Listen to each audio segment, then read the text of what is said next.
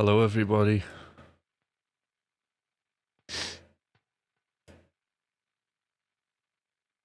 Right, who's here today then?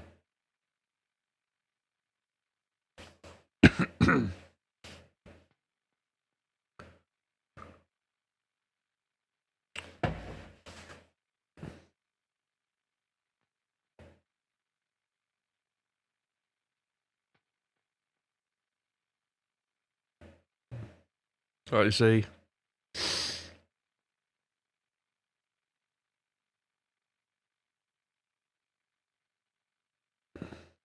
Good morning, Sean.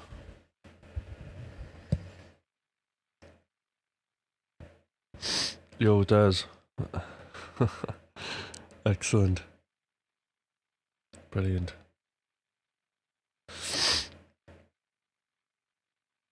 Right, might as well get to work.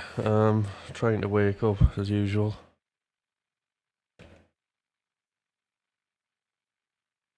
Right, there we go.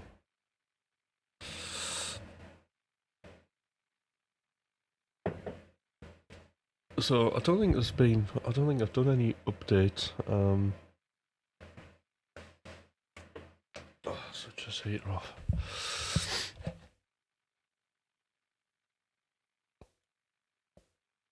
Apart from I've got Supermassive on one of the returns. And I think that's about it. I've got quite a lot of stuff happening on here.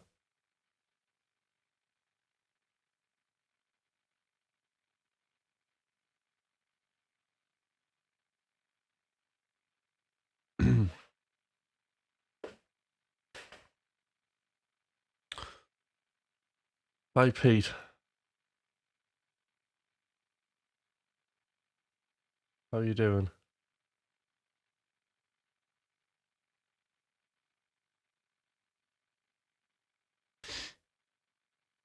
Alright, where am I?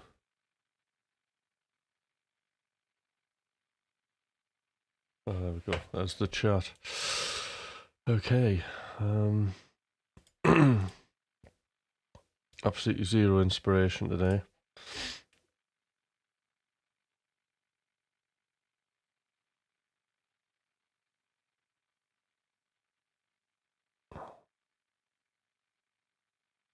So, a good thing to do.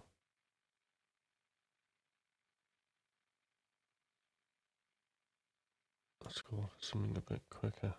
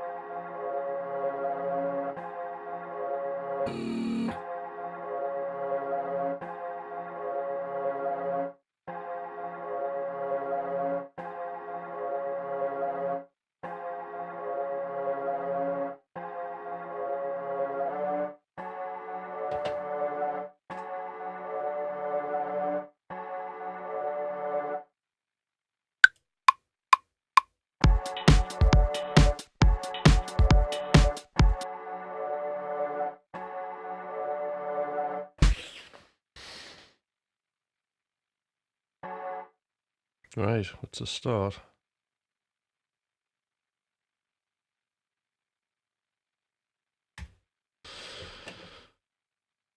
Ten minutes, I think. Let's have a look.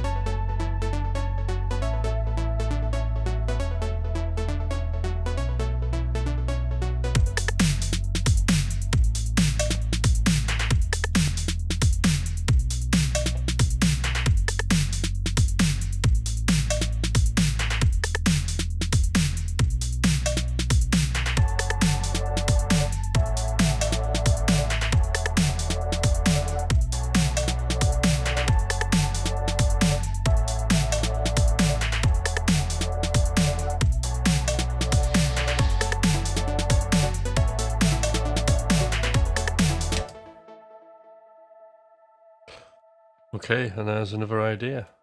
Let's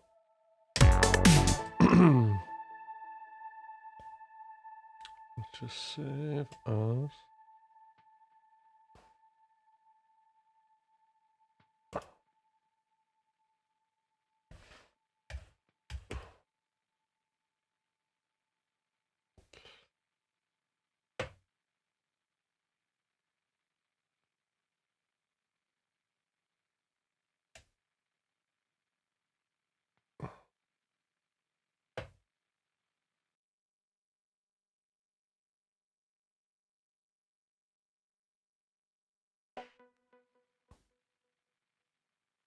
Cool. New.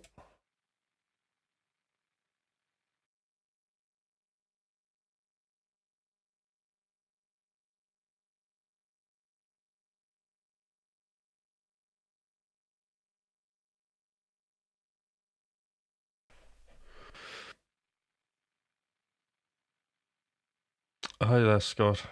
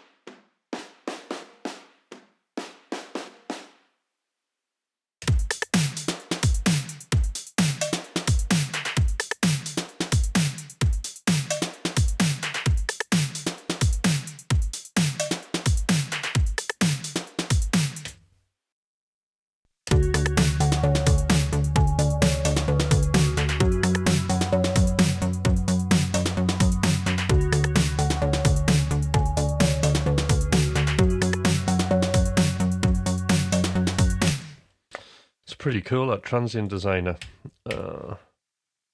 So I left these live drums in the template because I just thought they were a great layering tool.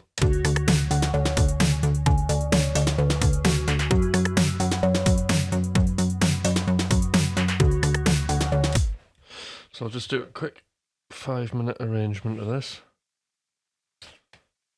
Right, 5 minutes. Well, it's not an arrangement, just a splurge arrangement.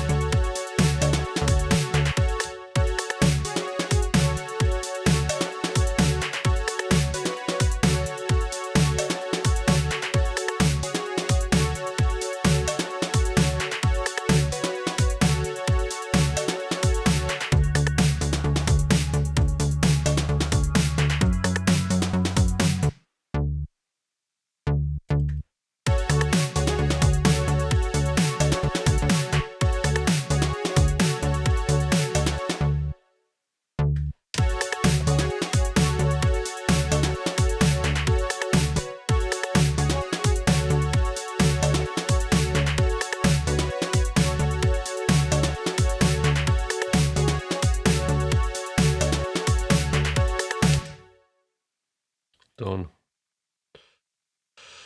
Alright, let's get this in.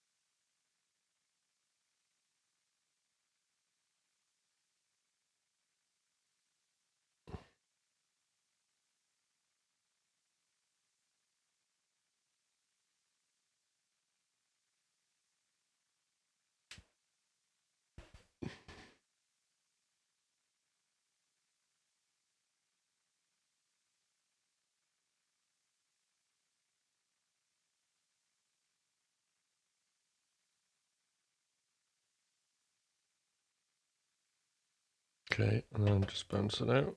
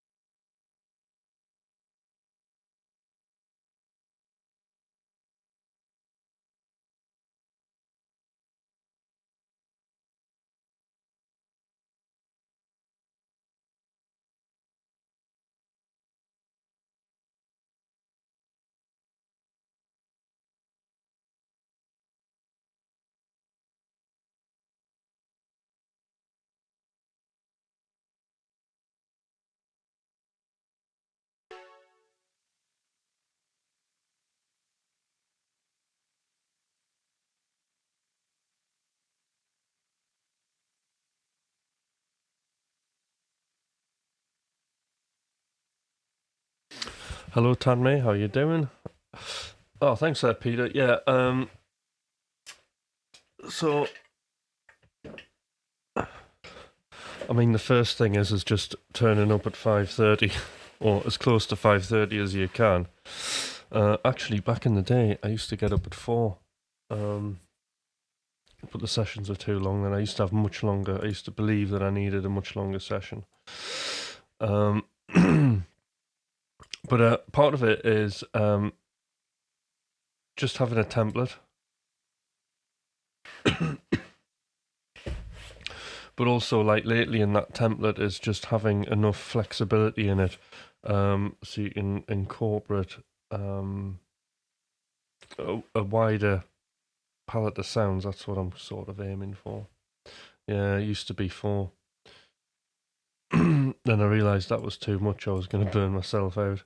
So I ended up with 5:30. Actually, the reason I came up with the 5:30 was because I think it happened. Let me have a think. When did it happen? Yeah, I was in this group, right, and I probably mentioned this before. Yeah, I was in this group, and we were all experimenting with flow, right? So just flow is being in the moment. When you're completely embodied in the activity that you're doing, how do you get there? And some like artists, people believe like it's this golden inspiration moment, and like it's like, oh, I don't feel like it today or whatever, or I'm not in the vibe, or I have to be in the mood and all that kind of thing. So we were like, we don't want to get round that, and we want to be in the mood all the time. So how do you get there? Because there's this lovely state you can get into where you're totally engrossed in what you're doing, and it feels like everything just comes together. And this is what we call a flow state. So first, oh, hi there, Mick. So I first kind of came along, sort of was introduced to it through coaching. And then we decided to kind of have a look at how you could get into that state quickly. So there was a little bit of research done. One of the books I read, actually, that was quite good and a fun read, was a book by Stephen Kotler called Rise of Superman. So there's that. And then we had a little bit of a look at Csikszentmihalyi, who's a psychologist. Don't know if you ever heard of him. And his what he found out about the state of flow. So what actually fundamentally we came up with was what you actually what you actually feel in flow, what you experience in flow, you can create, you can use as a trigger. So, for example, the best one for me is dilation of time. So when we're in that moment, we feel like time is much shorter. Okay. So this is where the clock comes from, beating the clock, just saying, right, I'm going to do something in 10 minutes and just trying to beat it. And you soon just kind of get into that zone. And when you look at the conditions of flow, both Csikszentmihalyi and Stephen Kotler, time dilation is definitely one of these things. So, we can use that. The other thing is actually being out of your comfort zone. Now, apparently, Csikszentmihalyi says it's I'm sure it was between 4 and 7%, right? I'm not sure how it was measured. But what that tells you is you just need to be a little bit out of your comfort zone. Because if something is too difficult, then you're just not going to do it. It's going to be a painful experience and you're not going to want to go back to it.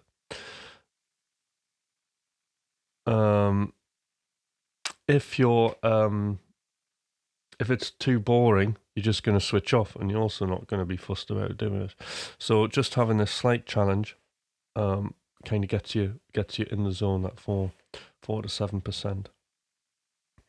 So we've got that time. So for me, the challenge has been changing my studio environment a bit, the template, for example, and writing in a slightly different way. Not by much, but only by about 4 or 7%.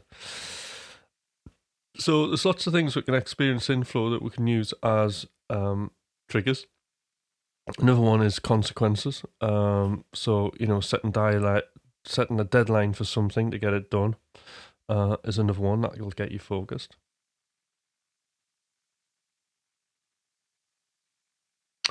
All right.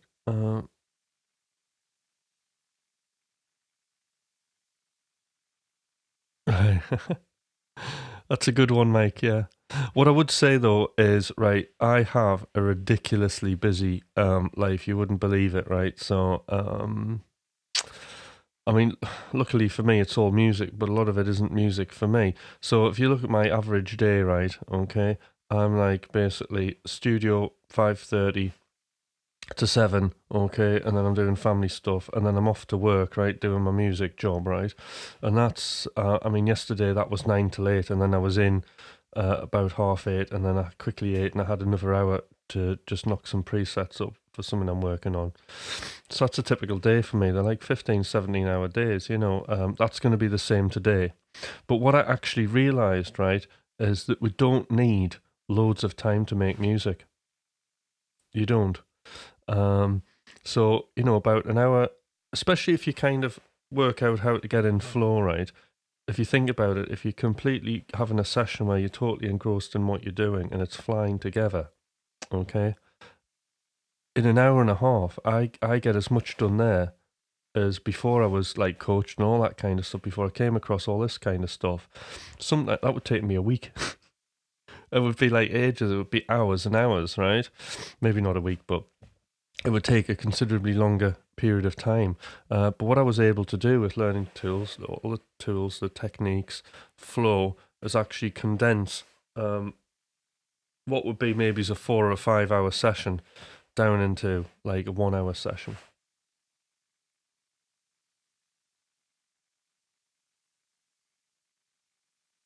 Yeah. And I mean, the other thing with that, Mike, as well, so this is really interesting you're saying that. So, yeah, so consequences, the goal is to write a song, yeah, and to release something. And I wouldn't worry about the quality of what you're doing either. I think we can all release. And, when, one of the problems that we have is this fear of we're going to release something bad and we're going to be dragging that bad music with us all over. And quite frankly, it's not. It's. Hold on, just plug the headphones in.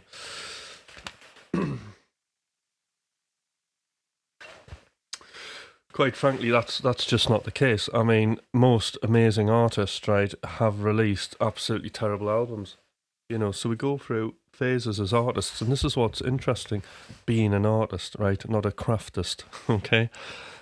With the artist way, our journey is one towards mastery, and mastery is like the horizon. We're going to never get there. It's this idea of objective perfection, okay? It's ever changing, it's ever moving, okay? It's different every time. And why is it different? Well, and I like the objective bit, because it relies on other people have this opinion as well. So how can you ever write something that everybody agrees on is absolutely amazing? It's just impossible. So what we end up doing is just moving towards this horizon that's ever changing, which we'll never ever get to. And this way, what we do is we go on these little interesting journeys, okay? And it's just what we need to be able to do is just be flexible enough to trust ourselves that this is what we're doing. So these releases that you do are just snapshots in the diary of what you were doing. So, I mean, if I put all my music together, you'd see like lots and lots of different things happening within dance music, lots of different subgenres and genres that like I've been hopping across, and that's just because that's the way I was feeling at the time, and that's what I wanted to do, and then the sort of latter part of it is like I started getting into really weird tech house, and that was another mission, and I knew what I was doing was like, it felt cool at the time, and I had to do it, but now if I look back at it, I'm not going to like it as much, because music is fixed, okay? And this is the other thing we've definitely got to remember. Our music is fixed. It's never ever going to change once it's recorded and released, okay? But we're humans, and basically we do change over time, our thoughts and our opinions. Basically, probably every cell in my body's renewed itself since I was like 19 and I was a shredder, right? So we've got to accept like the changes as well and actually go with that. So it's just being able to go with this natural kind of, I know this sounds a bit woo, flexibility in life, and just leaning into it and not really fighting against it. So when you watch me kind of do these sessions, I mean, there is fundamentally what we want to be thinking about is, and this is geared towards mastery as well, is that whatever we're doing is a journey of discovery, okay? So, think where does an idea come from, all right? Well, actually, an idea...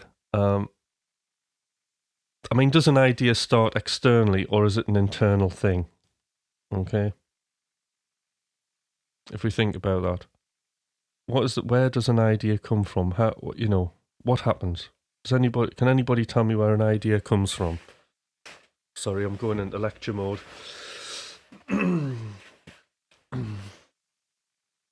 Any ideas?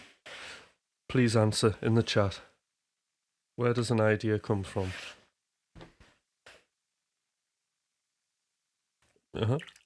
A physical incident, exactly. So it could be. It's an external thing, isn't it? So ideas are triggered, come from external events. So what we're listening to, what we experience, a physical incident, yeah. All of these things kind of go into the subconscious, don't they? And this is kind of, what we can respond to. So therefore, this idea is generated, and we go, right, this is the starting point. And I suppose within that, there's a level of kind of craft as you're making it. But the trick is, yes, and Mike, that's never happened to me. It's just never ever happened. I've never gone, right, this is the song, and boom, that's exactly how I heard it. Yeah. Now, this is where the problem happens, because people go, I have this idea and I'm doing it, and then they'll just try every option they can to get to this idea, clicking up and down presets, putting this, that's not it, that's not it. This was me years ago, by the way. Picking kick drums, that's not, I didn't even have a song, right? And I used to pick kick drums and go, that's not the right kick drum, that's not the right kick. Wasn't the right kick drum for what? You haven't even wrote any music yet. But this is the lunacy that goes on. It's just not me. This happens with loads of people, right? Okay. So what do we do to get around this? Well, you have an idea, and it's just literally, that's like a starting point, and it's just, right? But soon what actually happens is other ideas start coming into your head, okay? Now, what we don't want to do is ignore what those ideas are. What we want to do is just go, oh, there's another idea, and follow that idea, okay? So you may have this thing that you're constructing in your head, and you're getting all frustrated about wanting it to be exactly like that, and it's a straight line. But actually, as you're going up that straight line, there's all these other opportunities, okay? And what we have to do is just be flexible, to trust ourselves. Because, from a coaching point of view, right, my manifesto and beliefs are, well, one of them is, and it's proved to me every day, and I'll prove it today like multiple times, okay, that actually, even without being a musician, we're all musicians, and we all have the skills now and the capability to make great music. And part of that, right, is just to have the confidence to try and follow these other ideas that are coming in. So music isn't this design thing. I have this idea, now I'm designing towards it with this, like these steps with steps of like there's logical actions that we're going to do that probably won't work because there'll be a skill deficit, or you don't know how something works, or there's no knowledge there, or the sound isn't there. There's loads of things that can go wrong that are going to stop you. Whereas what we can do is we can just discover, and we can take this attitude of, how can I make the sounds that I have now work with the music? So what does that tell us? It tells us that, that we aren't the bosses. Music is our teacher. Okay, it's the music that tells us what it wants to be. Yeah, let's find out what the music wants to be. It'll have been me, Mike, and it'll also be my coach, my coach, Mike Mundy, who coaches me. So that's where it came from, because he comes up with all the great ideas. But yes, it is. That's exactly it. It's the music will tell you what it wants to be, which is a complete reverse role to how I used to think. And we serve the music, and the music tells us, because then the music becomes that external idea, doesn't it? That we respond to. It's fascinating creativity. And that's,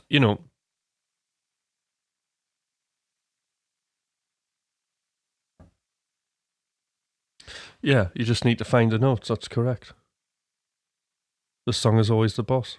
Perfect. This is it. There's no design to it. We have discovery, and that's the best way to kind of go with things, really.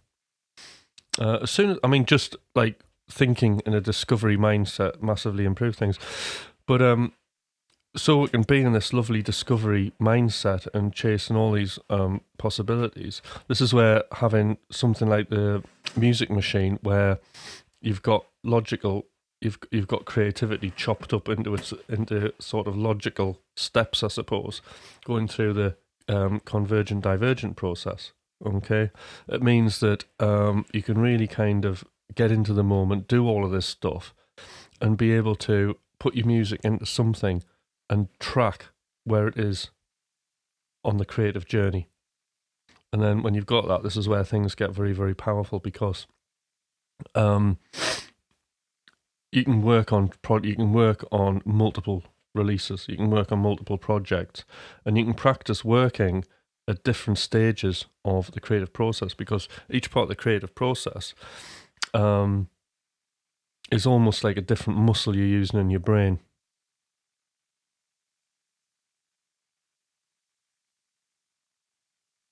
All right, here we go. It amazes me sometimes I talk myself out of writing, but when I just sit down to track anything, I feel fulfilled and happy. Well, that's it, absolutely. And that is to do with our prehistoric brains telling us that we should be doing something else. That's why. It's trying to protect us, from the unknown. And that's it. So our brains protect us from what we don't know about. So if you're coming down to start tracking guitars, you don't know. There's that feeling of anxious. You don't know if you're going to be able to pull it off. You don't know if you're going to play that well. You don't even know what notes you're going to play. You're writing a song. Complete uncertainty. So because of that uncertainty, our older brain, the brain that used to protect us from going in caves and from not getting eaten by wild animals, kicks in and says, because it perceives that uncertainty as a threat, believe it or not. So that's like why we get unsettled. But that's rubbish. Nothing's going to happen. My music's never hurt me.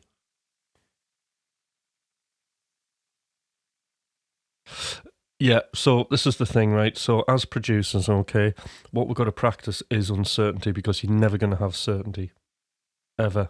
But it's also the fun thing when you lean into it, diving into uncertainty, embrace uncertainty. Nothing bad's going to happen. The worst thing can happen is you wouldn't even waste your time.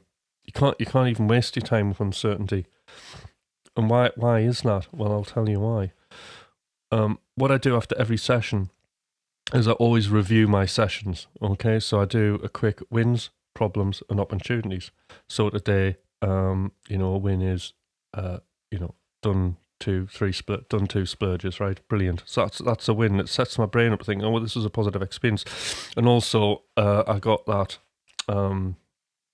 transient designer thing, because I wasn't sure what to do about those live drums, and that's worked. So that's like going to be a template update, And then, so sort of the problems I was having is that I was noticing that I was spending a lot of time on the drums, which was when I was timing myself for the 10 minutes, and that didn't feel as creative as doing the instruments. So I'm feeling that I want to be more focused on the instruments and not so much with the drums. Okay, so I'm probably just going to go back to a basic kick and snare, not even like the percussion, just something to get it going. So that would be, that was one of the problems. So the opportunities for me are the transient designer and just basic drums and focus on melodies. So that's what I'll do next session, and then that's like an experiment, and I just run it and then report back. So fundamentally, this whole music process is we're just like scientists, right? And there's this great physicist and philosopher, David Deutsch, and he's got some great lectures actually, Why Flower's Beautiful, and there's another one, which I can't remember what it was called. But I found his stuff really, really inspirational. And at the end of the day, one of the things he says is like art is just the same as science, okay? All we're doing is we'll have an idea, okay? Will this idea work? Okay, so you're tracking guitars. I'm going to do this. Will it work? I don't know, right? Yeah? And then you run the experiment, and then you see if it works, right? If it works, great, okay? If it doesn't work, even better, because that's how we're going to learn. You think of this, we can't fail with this. You cannot fail, because even if you have your worst session, right, it's going to provide you data, as long as you're not like upset and depressed, right? Okay? Even then, there is no losing, okay? Because you've done something. There's something now exists in the real world, right? Which you can analyze, and you can go, right, okay, because there's always, it doesn't matter how bad things are, there's always a win. Problems are brilliant. You'll have loads of problems, right? And then you can brainstorm solutions. And effectively, what have we done there? We've created, and this is the important thing, new knowledge for ourselves.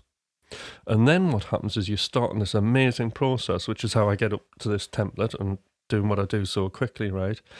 Is by doing this review process, creating new knowledge for ourselves, we exchange really shitty problems for much better problems, okay? If I had all the money in the world, right, on one hand, it would be good, but on another hand, it would create loads of problems, wouldn't it? So we're always going to have problems. We're always going to have uncertainty, and we're always going to have problems. And I love uncertainty, and I love problems. Because if we didn't have either of those things, it would be like, life would be dull, wouldn't it?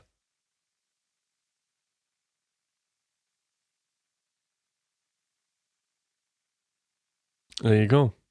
So one benefit today was I listened to my track and I realised that I had something that I can finish. Great.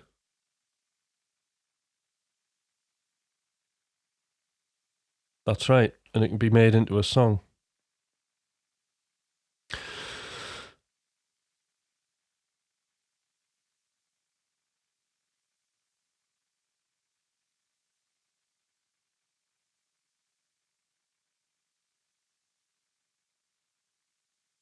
But yes, I mean, Mike, don't be intimidated. Uncertainty's great. I mean, bad's going to happen.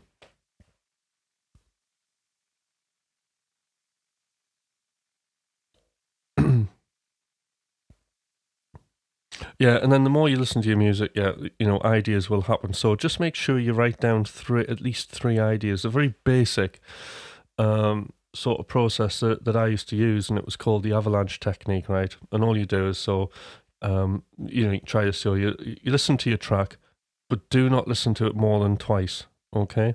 And don't make any notes when you're listening. That's very important, right? You need to be listening to the track stops, and then write. If you can remember the first time, better. If you have to listen a second time, fine. After you've listened to it, come up with three things that you're going to try out in your session. Okay, you go into your session, you do action one. Okay, do the first thing that's on the list. Other ideas will start manifesting in your head, and then you can get to do all of those ideas. When those ideas dry up, or if something doesn't work, don't slave over trying to make something work that doesn't work. Just move to the next idea, because you'll have plenty. And if all your ideas dry up, okay, just go to the next thing on the list. Go to the second job that you did. And that's an amazing. I mean, that's just the momentum routine. I think I did a free giveaway which was the momentum routine thing, and I had it all drawn up ages ago, and it was a free thing to get people into coaching. But that's what it was called. Idea avalanche momentum routine, and then you basically just rinse and repeat that, going round and round and round. It's a really quick way to finish music. But the idea is the list. You have three things on the list, right? And they act as buoys that you can swim to if you go too far out to sea, right? So you can swim out into your lovely ideas of uncertainty because you love it. Uncertainty, but lots of ideas happening. Don't know if this is going to work, but it's mental. I'm going to give it a go. Oh, it doesn't work. Doesn't matter, because another ideas come in. I'll do that one. Oh, that sounds good. Great. Oh, that started this idea. Now I'm over here. I'm going to do that idea. And then, oh, no ideas now. What shall I do? Go back to the second thing on the list. Right, I'll do that. Start doing that. Lots of ideas come in. Oh, that's amazing. Right, I'll go do that. And that's how it got just round and round and round like this vortex, So these are the things that I mean, because I've done this for now since 2014, and I've been using the machine since 2017. So I've had a lot of time on the machine, and like within each section of creativity, there's different games you can play, right? And those games are sort of ingrained into my brain.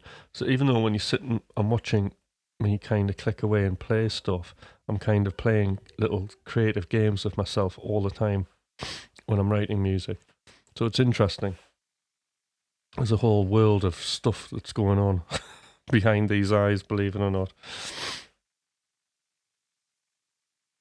The only thing is I'm just very dry and not very entertaining. I don't have any jokes, I don't have any stories. Like, it's like either talk about music and creativity, or that's it. I don't, family life maybe. I'm like not into anything else. Oh, hair. I'm a hair expert. My hobby's playing guitar. Sometimes it's not playing guitar, and sometimes my hobby's doing electronic music. It switches around. Or sometimes it's just doing music. So there you go.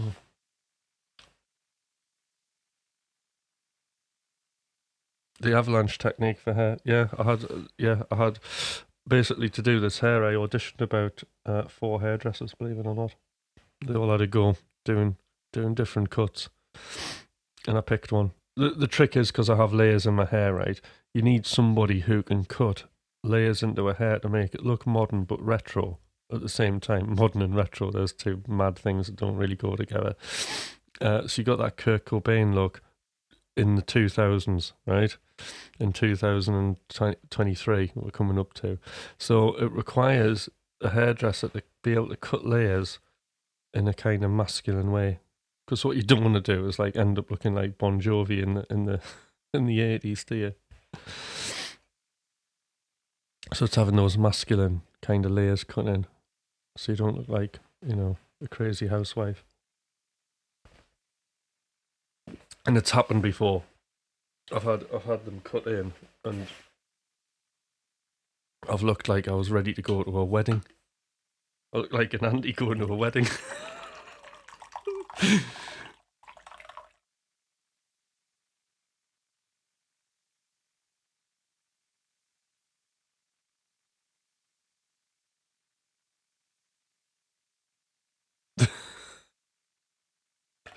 Yeah,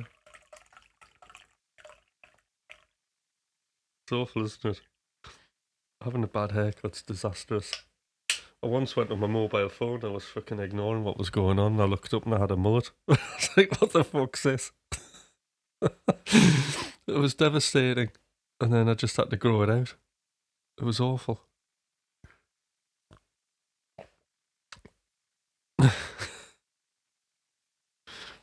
See, I'm swearing now. Anyway, it says it's not for children, this anyway. I tick the box so I can say what I want. Especially when it comes to hair. I can have an opinion. Then it is design. My hair's going to look like this and you're going to cut it. They're not discovering it all. They're like told us, you do this.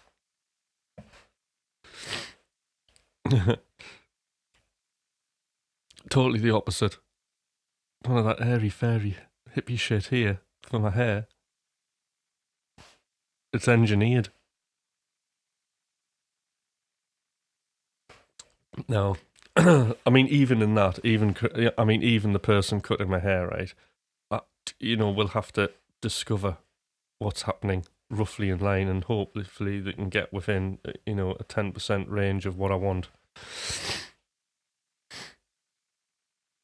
Yeah. So that was great. I love talking about creativity. See, creativity, the process of creativity is what I live for.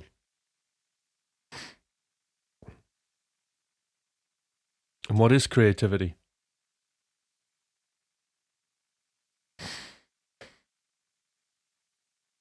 What is creativity? Well, creativity is fixing a problem. That's all it is. It's nothing that's special to people who do art and music, That's for sure. You can be creative in coming up with business ideas. Any problem that you're solving for the first time that requires you to like adapt in a certain way, not in a certain way, in a different way that you may not have done before, you're using creativity.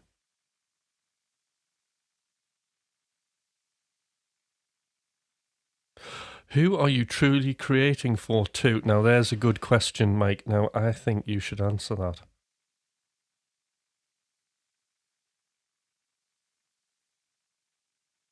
Who do you think you should be creating for?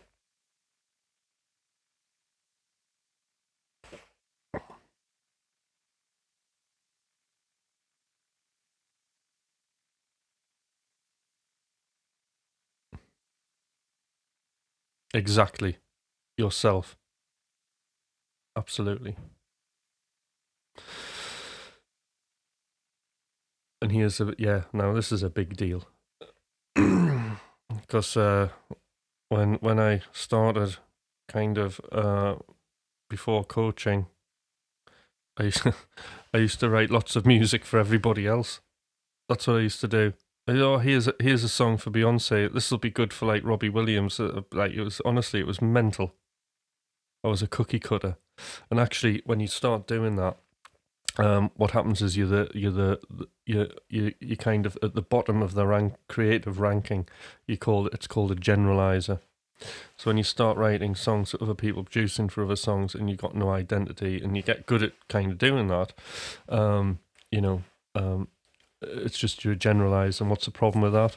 The problem with that is you're not unique. So there's plenty of people who can provide that music. So it's just like getting a lucky break, isn't it, by weight of numbers or whatever. But obviously, producing, making music for yourself to explore the self is, there's only one of you. So it's like finding the things that are unique to you and using those as musical metaphors. And that's really important because if you can start using that, it means that you can transcend into any genre of music. So you go right up there. So you got generalizer. I can't remember what the levels were. There's like a generalizer. Then you can specialize. So hi, I'm Mike and I do drum and bass or whatever. And and then the next level up is it might be an innovator. So an innovator might be right, I do drum and bass, but actually I always have this different snare. Okay, it's like drum and bass dubstep, that kind of thing. And then eventually at the top you have this transcending thing where it doesn't matter what you touch, it always sounds like you. And to get there is yourself, isn't it? Not designing other things. And the more you yourself, then you are the only provider. And to be honest, right, you can make any bingo bango. You could do bingo bango music, whatever that is, right? Okay, you could do that, right? And there'll be loads of people who love that kind of music. You could make your own genre, right? We'll make a genre now, bingo bango music. We'll have a quick discussion of what kind of instruments are involved in making that genre of music, because a genre of music, what is that? That's just an agreement between a group of people. Okay, so we'll make this music, then you can go, right, well, bingo bango music that I'm going to make is going to have these kind of instruments and it'll do this, and then you'll just go off and do it and explore yourself, and it'll sound totally crazy, and you'll think like nobody will want to listen to that, and you put it out, and then there'll be a group of loyal fans who will absolutely worship that music, and you'll be the only provider, and those fans will be super loyal to you.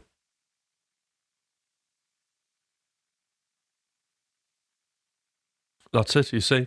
My music sounds like me. So what you have to do is you have to, it's absolutely now extremely important that you start getting that music out. Because think of all the people out there who your music will resonate with, who'll make their lives better and happier. And they'll be able to discover your music, and then they'll have something. So you don't want to keep it away from anybody. You want to kind of get it out there, because at the end of the day, when you finish music, right, for me, it doesn't belong to me anymore. I mean, yeah, it's me, but it goes out. It belongs to the world. And I've put stuff out there where, I've gone, I don't like this piece of music, right? But I've asked myself the question of, like, is it a good example of what it wants to be? And if it's a good example of what it wants to be, then you should put it out, really, shouldn't you?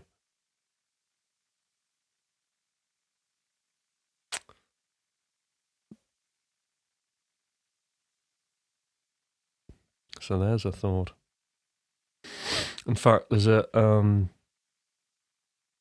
great book called Motivator, called The War of Art by Stephen Pressfield. I don't know if anybody's read it here. But the last page, the last page on it, I mean, The War of Art, the title's a bit debatable because, like, a war means there's anxiety and it's a battle, right? And it doesn't have to be a battle because, like, I don't want a battle, so I just discover and float through it. Whether there's a battle or not, I'm unaware of it now. It used to be a battle. But let's just say, right, The War of Art, it gets you really motivated. I'm going to do that. And it is a good motivational book, and it explains so much about the creative process. It'll get you going. It's an amazing book. There you go. But the last page of it, it really does put it into perspective, and he basically bollocks in. What it says is, it's just saying, like, look, if you had, what right have you to, like, keep whatever it is you're doing creative away from the world? What if it was like the cure for cancer? Would you keep that away? And it's, and you think, oh, fair enough, I should be getting that stuff out because people will, want the music that we're making, and they'll love it even if you don't. So let the world have some joy. Well, it's a good one, yeah, Mike. It will certainly light a fire under your ass. It did with me anyway. I was like, "Whoa, this is really good." And he does briefly get onto this thing about. There's a few books that have this in different kind of ways, and it's fascinating to me. And that is, there's two sort of areas to our thinking, and there's the self and there's you. Okay, and the self's the ego. I think he said. I think it's the self and you, or it's like ego and self, or something like that. In his book. Also, in Any Game of Music, which is another fabulous read, one of the biggest things I learned from that was Self 1, Self 2. So I've mentioned this plenty of times on the stream, but I'll mention it again. Self 1 is the critical self. So Self 1's the voice that you'll hear when you're going, oh, I'm going to track some guitars, right? And then this voice will go, yeah, but if you track guitars now, you're probably going to mess it up, and it'll be terrible. Why bother? And you've got like all these other things to do, so just like forget it, right? What we need to be is the self 2, and self 2, if you think about it, is you, because if you're hearing this voice in your head, right, this voice that's there telling you to do what it is you're meant to be doing, then you're hearing that voice, the person hearing it's yourself too. This blew my head when I got my head around it, right? I went, wow, because I actually thought that the Self 1 voice when I was producing music was me. So no wonder I had a shitstorm of problems. I was like a mess. Honestly, I was listening, Self 1, that's not the right kick drum, you know? So when you pick a guitar up on a bad day, and we all get this, and I go, right, okay, all right, I'll do it like right. Sometimes on a bad day with Thomas, right? So we're on a stream, right? And I'll be sitting there, and then Thomas will do his solo, right? And then I'll do mine, and then his voice will go, well, he did some fast picking. You should do some fast picking. Just do some fast picking. Yeah, no, you're gonna have to do some economy picking because you spent ages doing economy picking. Just do economy picking, and then it'll go. The voice will go, no, but it's not quite ready yet. You need to do some fast alternate picking. Do some sweeping. No, forget all of that. Do legato, right? In the meantime, right, okay, total syntax error, messing up, not focusing on the music. I'm listening to this voice now, and what I'm doing is just recycling a load of nonsense over some music when I'm playing. Because why is that? And I'll tell you why. It's because I'm listening to this ridiculous voice that's absolutely offering me no information. The only information I need is to actually focus back onto the music and let the music tell me what to play. And the rest kind of comes out. That's what you do. When I'm producing here, the reason I'm getting like a lot of momentum is because I'm not listening to Self 1 at all. You know, it's absolutely not. You're out the window, right? It's flung out. It's not even in this room. And so that even the production side's very sort of like, very, very much performance. It's just Self 2 doing stuff. Little bits of ideas come in, you're kind of doing it, and I'm in the moment. Because when we experience Self 2, we experience it when you're having a really good time playing music. What you'll find is, again, it's flow, isn't it? There's time dilation. There's no past and there's no future. If we've got a past and a future in our heads, we're traveling up this timeline, but we're not actually in the now. And if we're not in the now, we're not listening to the music. So we need to be in that now. We need to be in Self 2. So that's it. And we all have that voice, that critical voice. Now, that critical voice, right, is fine. And this is like the strength of like having something like a music machine, is because that voice is allowed to come into the process, but only outside of the studio. It does have valuable information to do, especially when we get towards the end of a process and we're coming to like mixing, and then we find that the decisions that we're making are more... they all are sort of concrete binary in a way. You can get any sort of creative job down to that, to a yes or no answer, but it feels more easier towards the end of the process. And when we do that, I can't even remember what I was talking about. But anyway, yes. So the critical voice. So when we get to that, to get to those points, the critical voice, listening to your music and allowing it to have an opinion is perfectly fine, because you get some good stuff out of that. So it's, the critical voice it's not completely, out of, it is part of the team. It is important. but just not in the moment, not in the studio, but it's allowed to critique things. And then, there's this conversation that happens between the critical self and the creative self. And then, those things can be then put down into a list of actions. And then you can go in the studio and act upon them with self too. And it's a great starting point. The critical self can work with self too and giving it a starting point and an action and a name. Especially if it's back to the flow thing within the 4 to 7%. So there we go. That took me out of my foot. What on earth triggered me into this? Somebody said something, the seed of something, and I'm off.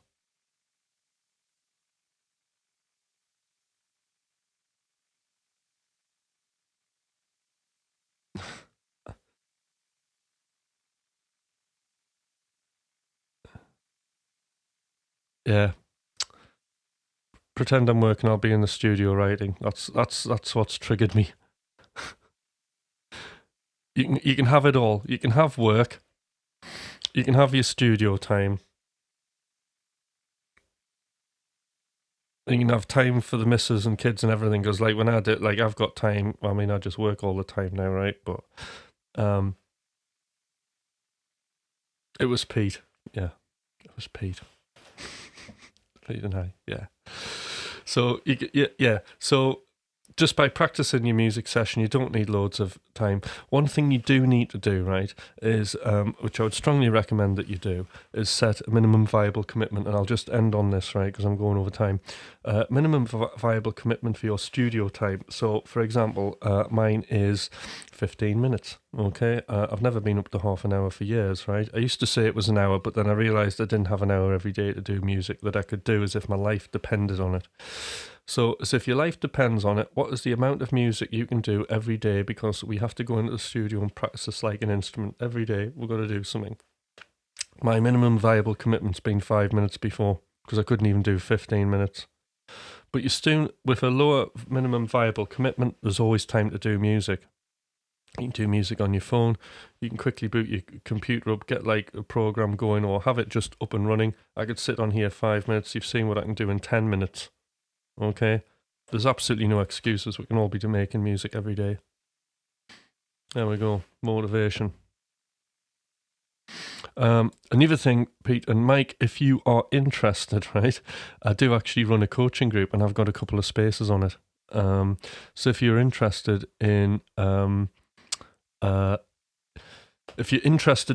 the automatic music making machine, and all of this kind of stuff, I run a monthly group. We meet every Thursday evening, 8 o'clock, for a couple of hours, and I take everybody through lots of creative music exercises regarding the machine, and you'll be making music and learning stuff, and it'll be great. And it's all coaching, so it doesn't matter what level or ability you are. It's irrelevant. The only person you're in competition with is yourself. And as I say, the manifesto, the beliefs are, we already have the skills to make great music now, so you don't need any more skills. But you can, we can install skills if you want, okay? You can make music as good as anybody else, right? You can make music under any circumstances, and I prove this every day. So I work for the NHS. I'm off to a ward with very limited resources. We'll be making great music today, I can guarantee it. And then fourthly is we can make an income from our music. So those are the 4 core beliefs that we have on the coaching. So if you're interested, my email is in the description, Mike and Pete. If you want to send me an email and you want to know more about it, we can do a quick Zoom call and I can take you through what it is that we do. All right? Cool. The only way to get more info is because it's the coaching thing. It's super dynamic. It's nothing, so everything's completely bespoke, really around you and what your needs are. So all I can say is what we should do is it's free, is I can do a quick half-an-hour call with you. That's no problem. Individually, that's fine. So if you're interested, Mike, I can jump on half an hour and I can tell you exactly the structure of it. But yeah, cool. All right, guys. So do send an email, because it'd be great to have some more people on the group, and it's very, very reasonably priced. It's so cheap, it's ridiculous.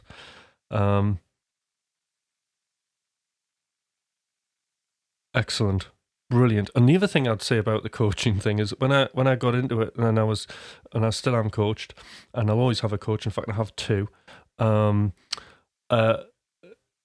Everything in my life improved. Everything. My income shot up. Everything went up. It was brilliant. And opportunities were created, and that's how me and Thomas ended up meeting up. Although I knew him for years, but that all happened, and throwing all that together, and then doing all my dance music and charting 7 times and all that stuff, and the 2 Dutch management, and lots of exciting things that happened. It's all come from making music. All right then, I'll see you guys later. Bye.